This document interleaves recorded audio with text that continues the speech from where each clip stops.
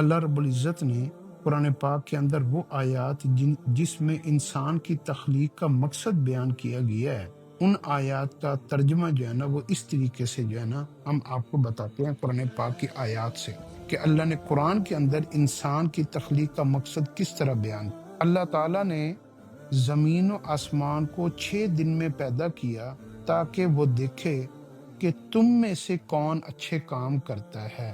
ہم نے زمین پر کئی چیزوں کو اس کی زینت بنایا تاکہ ہم دیکھیں کہ کون اچھے عمل کرتا ہے۔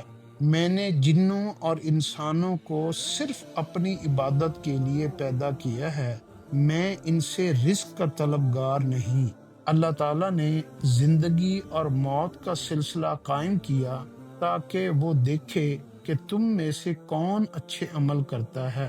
کیا انسان خیال کرتا ہے کہ اسے بے قید چھوڑ دیا جائے گا؟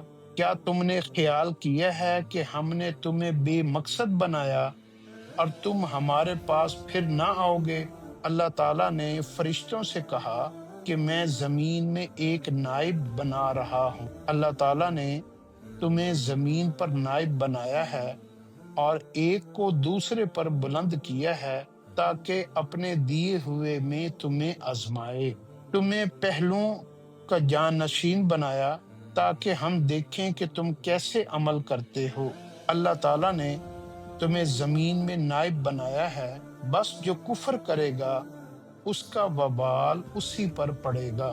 ہم نے آسمانوں، زمین اور پہاڑوں پر امانت پیش کی، انہوں نے ڈر کر انکار کر دیا، مگر انسان نے اسے اٹھا لیا تاکہ اہل نفاق و مشرکین سزا پائیں اور اہل ایمان رحمت سے بہرہ یاب ہوں۔ ہر متنفس مرنے والا ہے اور ہم اچھے اور برے حالات سے تمہیں آزماتے رہتے ہیں، آخر کو تمہیں ہمارے پاس لوٹ کر آنا ہے۔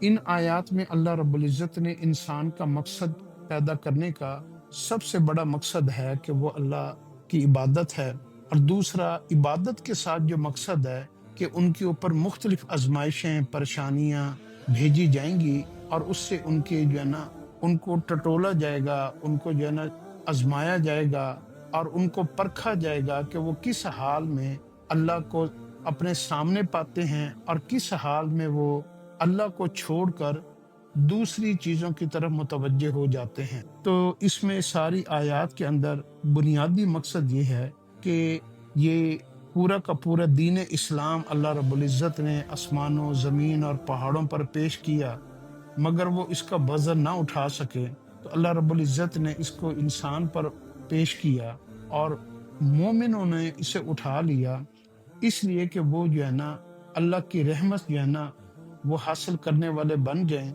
اور جتنے بھی اللہ اور اللہ کے احکامات کو ماننے سے انکار کرنے والے ہیں ان کو اللہ رب العزت جو ہے نا ان کے انکار کی وجہ سے ان کو سزا دے۔ تو قرآن پاک کے اندر اللہ نے یہ بھی بتایا کہ میں اس میں ایک نائب بنا رہا ہوں اور وہ اس زمین کے اوپر جو ہے نا اس کا جو ہے نا حکم چلے گا۔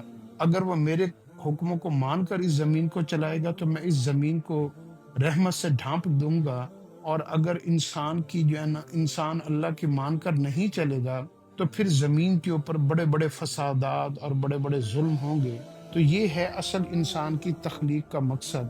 اللہ رب العزت انسان کو آزمانا چاہتا ہے اور اس کی آزمائش میں پورا اترنے کے اوپر آخرت میں اس کو جو ہے نا نعمتوں سے مالا مال کرنا چاہتا ہے۔